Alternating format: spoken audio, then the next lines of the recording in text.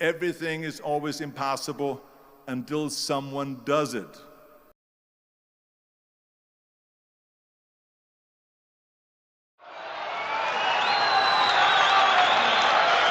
And the winner, the one and only, Arnold Schwarzenegger.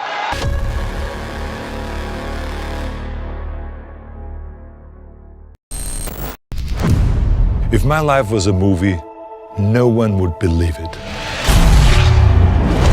The directions I've chosen, the careers I have conquered. I started out as a bodybuilder from Austria and became the strongest and most muscular man in the world. Arnold Schwarzenegger! Can you imagine the feeling I have 6 times Mr. Olympia? But I had bigger dreams.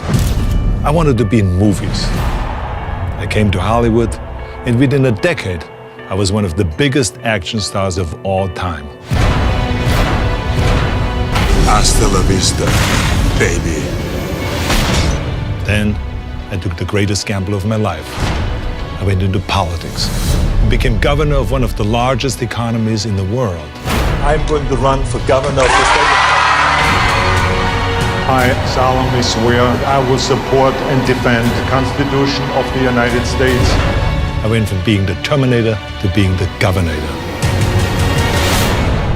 But this story, you know. So are you ready for the story? You don't. I want to get into movies. He said, that's funny, Arnold. Went right into the toilet.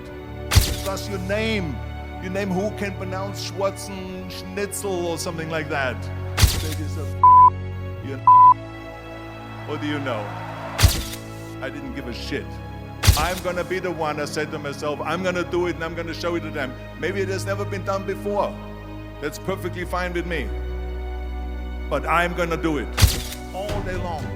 I worked and I worked and I worked. The first rule of success is success. Right?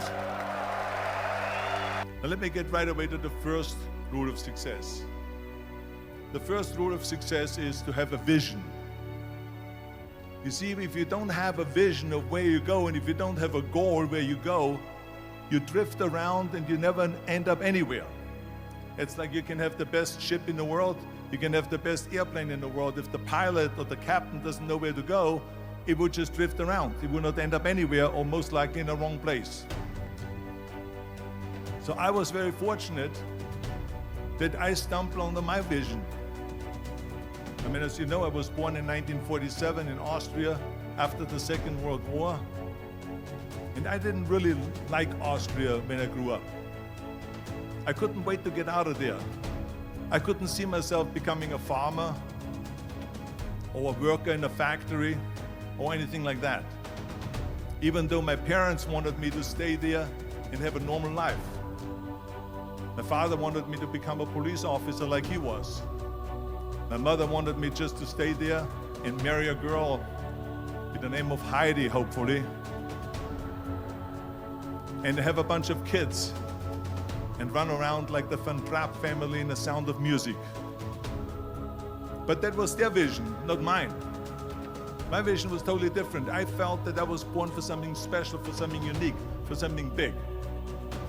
So I was searching. Then one day I went to school. I remember I was 11 years old, and they showed a documentary about America.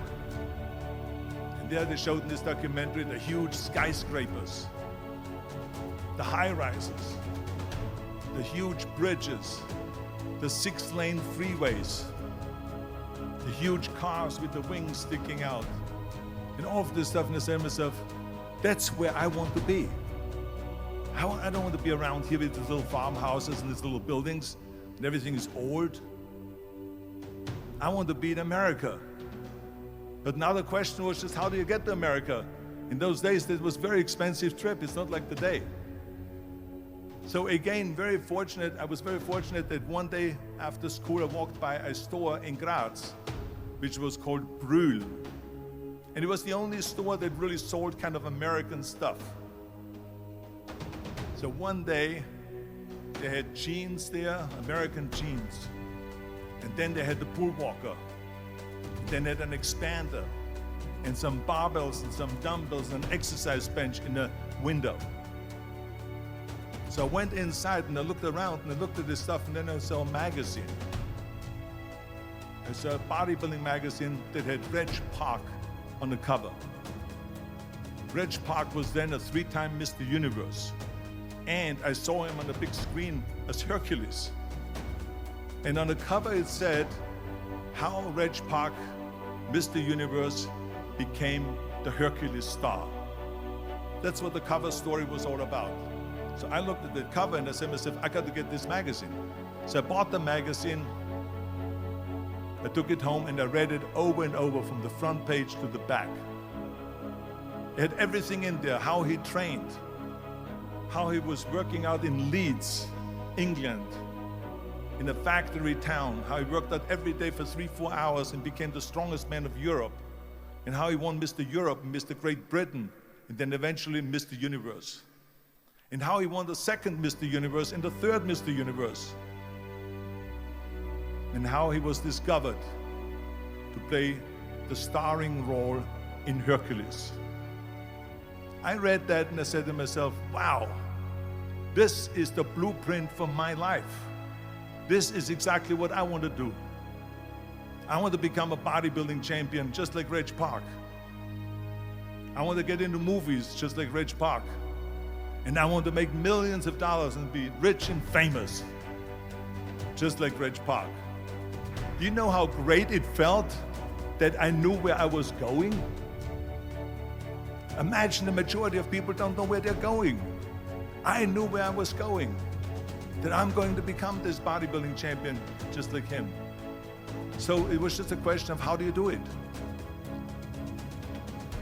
I was so relieved. Because when you have a goal, when you have a vision, everything becomes easy. 74% hate their job in America. Now, there's not much different when you come to Europe. The majority of people don't like what they're doing because they're really not doing it because they didn't have a goal and they followed this goal. They just aimlessly drift around, and then all of a sudden there's a job opening, so they get that job because you have to work. But then when you work, it's a chore. It's work. It's not fun. So if you think about it, only a quarter of the people really enjoy what they're doing in life. That is unbelievable if you think about it. So I felt so blessed that I knew what I was doing. It's like a medical student that studies and knows he wants to become a doctor. You know where to go. So I knew where to go. So people always ask me, when they saw me in the gym in the pumping iron days, they said, why is it that you're working out so hard? 5 hours a day, 6 hours a day, and you have always a smile on your face. The others are working out just as hard as you do, and they look sour in the face. Why is that? And I told people all the time, I said, because to me, I'm shooting for a goal. In front of me is the Mr. Universe title. So every rep that I do gets me closer to accomplishing that goal, to make this goal, this vision turn into reality. Every single set that I do, every repetition, every weight that I lift will get me a step closer to turn this goal into reality. So I couldn't wait to do another 500-pound squat. I couldn't wait to do another 500-pound bench press. I couldn't wait to do another 2,000 reps of sit-ups. I couldn't wait for the next exercise, for the next half hour of posing and all the kind of things that you have to do to be a champion. I felt so great knowing where I was going, and I tell you, it worked. I mean, think about it. And I was just not visualizing just my exercise, but I was really lifting the trophy over my head. That's what I was thinking about. And with the age of 20, I went to London and I won the Mr. Universe contest as the youngest Mr. Universe ever. And it was because I had a goal.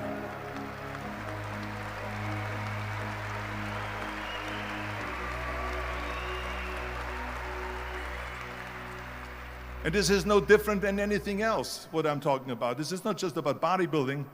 It was the same in acting. I remember when I was doing Conan the Barbarian. I was crawling on the rocks with a sword in my arm, crawling on all four. And of course, being that it's Conan, I didn't have clothes on or anything like that, right? So I was kind of, my knees were bare, my elbows were bare and everything else, and I'm crawling on the rocks. So after 10 takes, my elbows were bleeding and my knees were bleeding. And the director came to me and he said, Arnold, I'm so sorry that you have to go through this, but we need one more take, a close-up of you crawling with the sword towards the camera. Can you handle one more take? And I said to him, I don't know what you're talking about. He says, I'm totally fine. He says, but you're bleeding. I said, because I don't feel it, because I can visualize what the scene will look like in a film. And I'm so excited about this scene.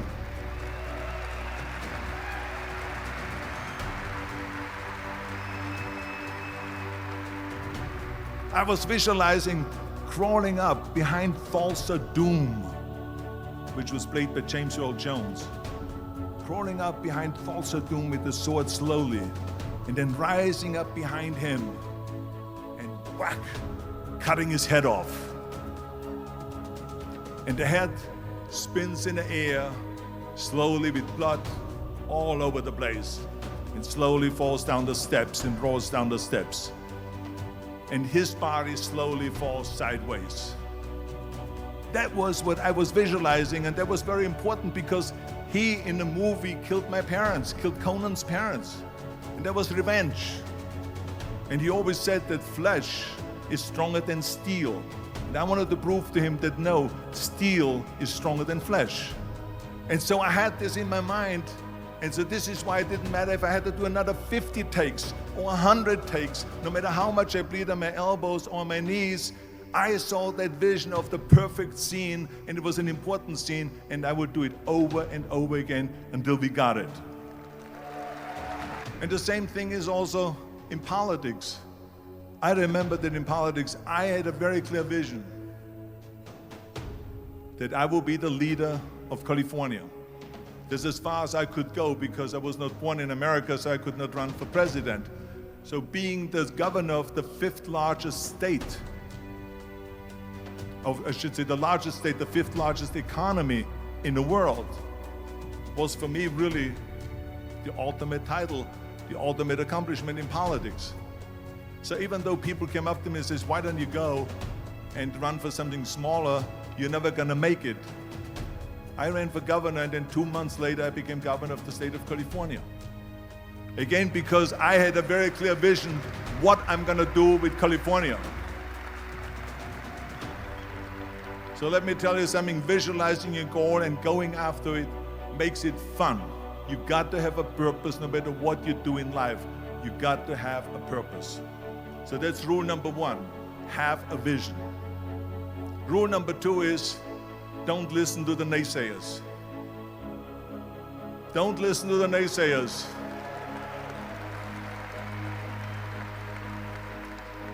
Everything I ever did, the thing that I heard out of people's mouth was, that's impossible.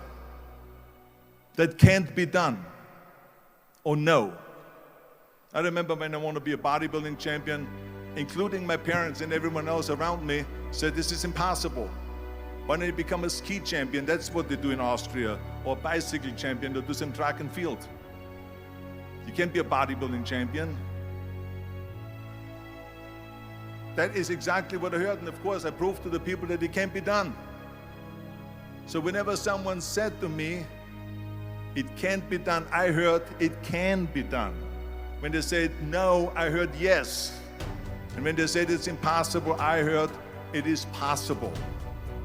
Because I am a strong believer.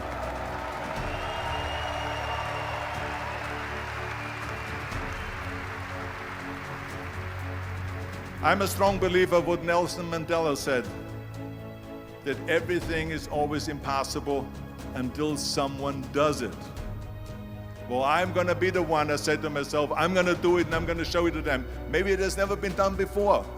That's perfectly fine with me. But I'm going to do it. And I did not listen to the naysayers.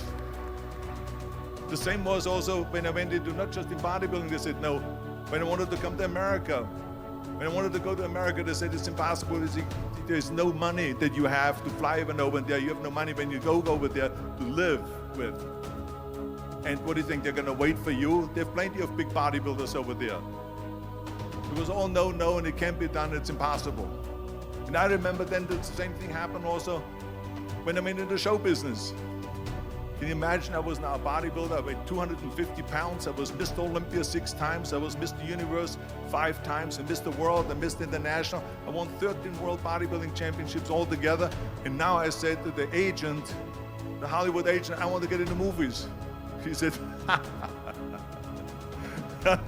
that's funny, Arnold. I asked a studio executive, I say, I want to get into movies. I want to be a leading man. He started laughing. So they all say it's impossible. I said, why is it impossible? He says, because look at how big you are. You weigh 250 pounds. Hercules bodies and muscular bodies weighing 20 years ago.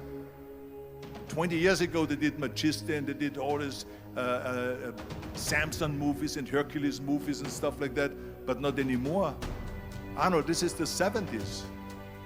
Do you know the sex symbols today? It's Al Pacino. He weighs 150 pounds. It's Dustin Hoffman. He weighs 146 pounds. And guess who else is a sex symbol? Woody Allen. So imagine they're telling me now that those are the new sex symbols. So therefore forget about it. And then they told me, says, and your accent, even if you reduce all your body weight and everything and have a normal body, your accent. I said, your accent, I mean, it will go give people a goosebumps. With the German accent, it will get people the creeps. They will get scared. He says, no one in Hollywood ever has become a leading man that had an accent. Doesn't happen.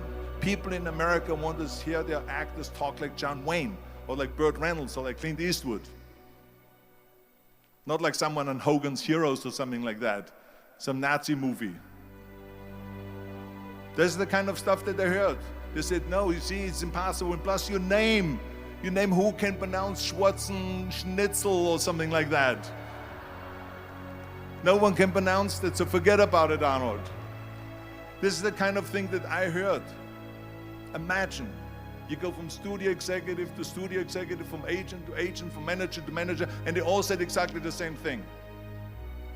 Now that's very encouraging, isn't it? But you know something? I didn't give a shit. I didn't.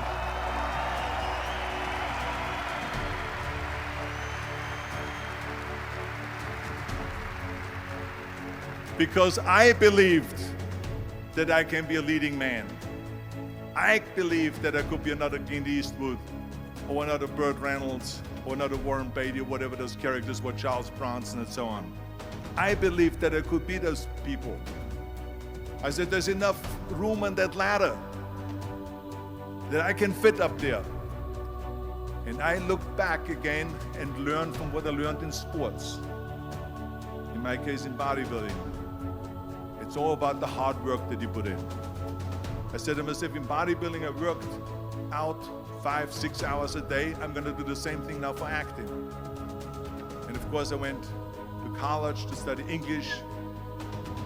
I studied voice, accent removal, acting classes, and all of this stuff, all day long. I worked and I worked and I worked. And within a short period of time, I made one movie called Hercules in New York, which of course went right into the toilet.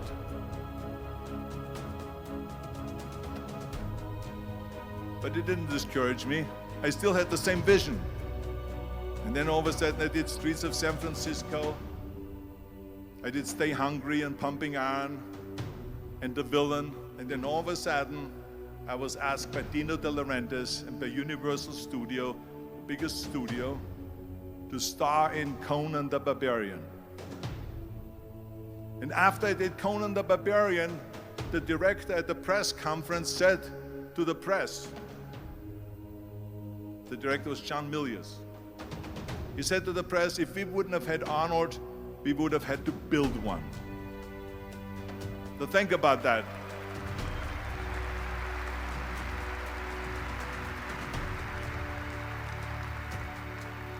The very body that they said can never be sold because the time is wrong.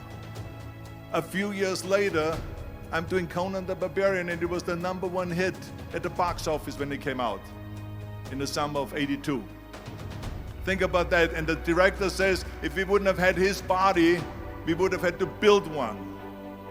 So all of a sudden, my body became an asset, not a liability. And the same thing was with Terminator. After we were finished filming Terminator, Jim Cameron said to the press, if Arnold wouldn't have had that accent and talked like a machine, I think the movie wouldn't have worked. So think about that. The body and the accent that they attacked was an asset.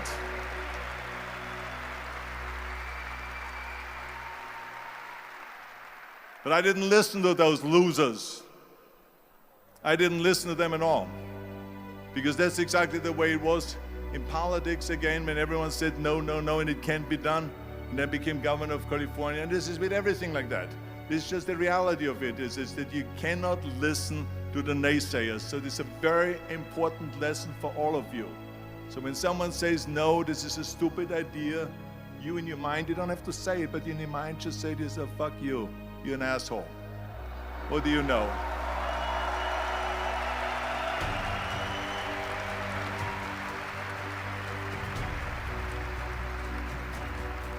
If I would have listened to the naysayers, from bodybuilding to show business to politics, I would not be standing here today talking to you. I would be in Austria in the Alps yodeling. That's right. I will be in Austria still left yodeling. That's what I will be doing, exactly. So this is why I say don't listen to the naysayers. And the next thing, the third point that I'm gonna make to you is work your ass off. There is no magic pill. There is no magic out there. You cannot get around, you have to work and work and work. And it drives me crazy when people say that they don't have enough time to go to the gym for 45 minutes a day and work out. Or to do something for 45 minutes to an hour a day to improve. If it is physically improve or if it is mentally to improve. Imagine you read 1 hour a day about history. How much you will learn after 365 hours in 1 year. Think about if you study about the history of musicians, of composers, how much you would know. Imagine if you would work on the business, on some business that you want to develop every day for an hour. Imagine how further along you will go and get. So it drives me nuts because we have, when people say we don't have the time, we have 24 hours a day. We sleep 6 hours a day, so that gives you still 18 hours. So there's someone shaking their head out here in front. They say probably, I don't sleep 6 hours, I sleep 8 hours, right? Or just sleep faster.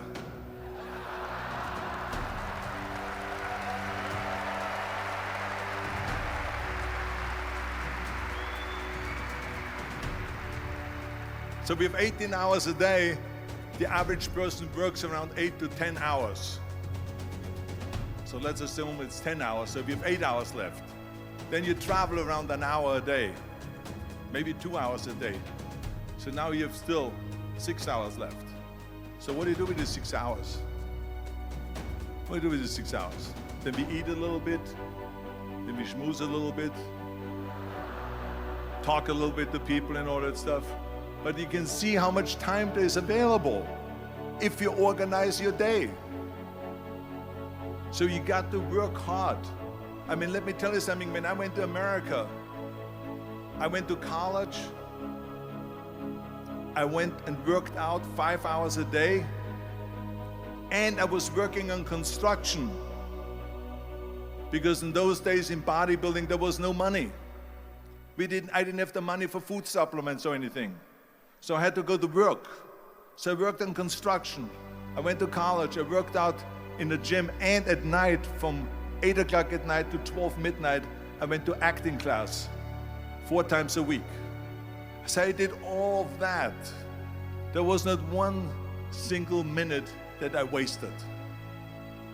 And this is why I'm standing here today.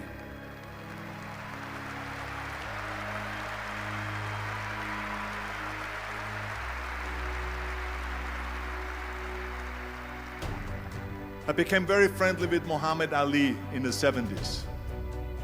And Muhammad Ali worked his butt off. And I saw it firsthand. And I remember that there was a sports writer that was there in the gym when he was working out and he was doing sit-ups. And they asked him, how many sit-ups do you do? And he said, I don't start counting until it hurts. Now think about that. He doesn't start counting his sit-ups until he feels pain. That's when he starts counting. That is working hard. And so you can't get around the hard work. It doesn't matter who it is. As a matter of fact, I believe what Ted Turner said, work like hell and advertise. You get it? Work like hell, go to bed, and early to rise, work like hell and advertise. So you work your ass off, and then you let the world know about your work. That's what it is all about.